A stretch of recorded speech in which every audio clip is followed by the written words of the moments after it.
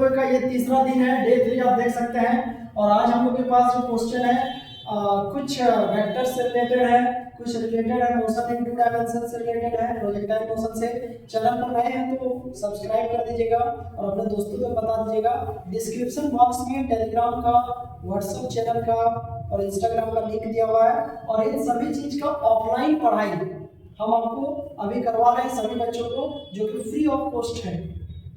तो यदि किसी को भी कोई ऑफलाइन पढ़ना है इसको डिटेल्ड एक्सप्लेनेशन के साथ, तो आप हमसे संपर्क कर सकते हैं। हमसे कैसे संपर्क करें, तो डिस्क्रिप्शन बॉक्स को चेक कीजिएगा, वहाँ पर आपको इंस्टाग्राम का, टेलीग्राम का, व्हाट्सएप चैनल का लिंक दिया हुआ है। ठीक है, तो चलिए आज का सवाल है 2023 में आया हुआ सवाल है कि a football is kicked vertically upward at highest point its velocity will B.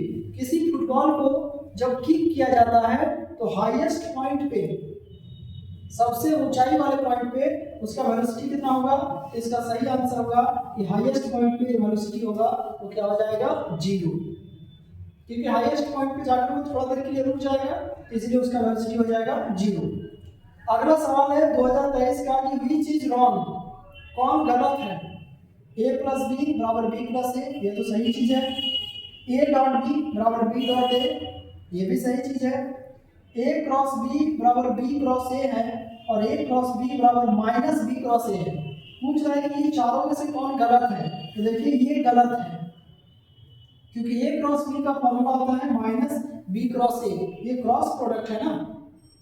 ठीक है, तो इसका आंसर हो जाएगा सी नंबर। रॉन्ग कौन है, तो ये वाला गलत है और जो गलत है वही सही है।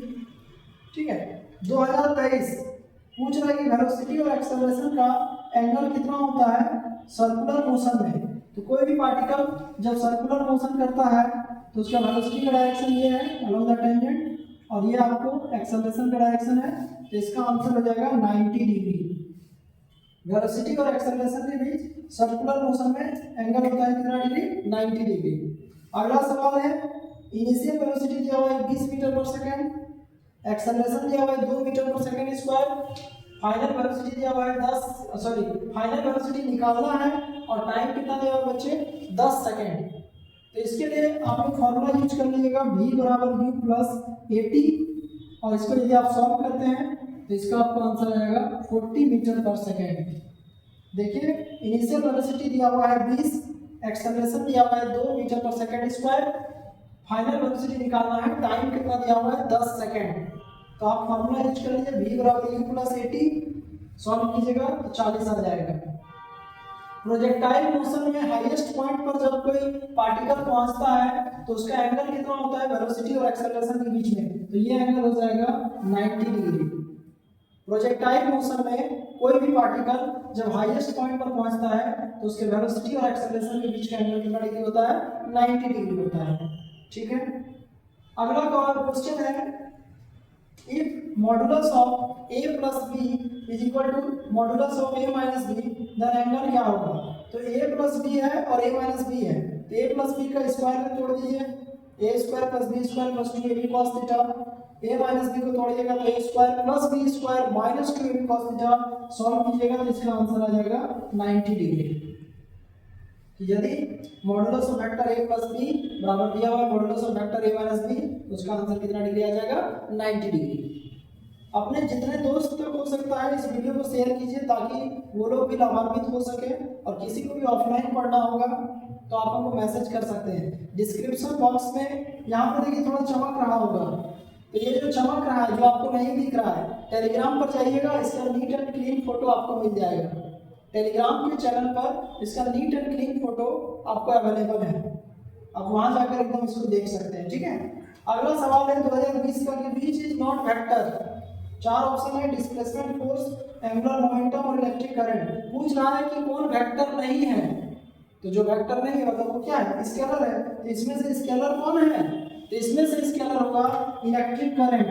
क्यों, क्योंकि जो इलेक्ट्रिक करंट होता है वो triangle law of vector addition को फॉलो नहीं करता है। हाँ, इलेक्ट्रिक करंट के पास मैग्नीट्यूड है, डायरेक्शन है, लेकिन फिर भी वो एक स्केलर क्वांटिटी है क्योंकि वो triangle law of vector addition को फॉलो नहीं करता है। तो कौन वेक्टर नहीं है, तो इलेक्ट्रिक करंट एक वेक्टर क्वांटिटी नहीं है।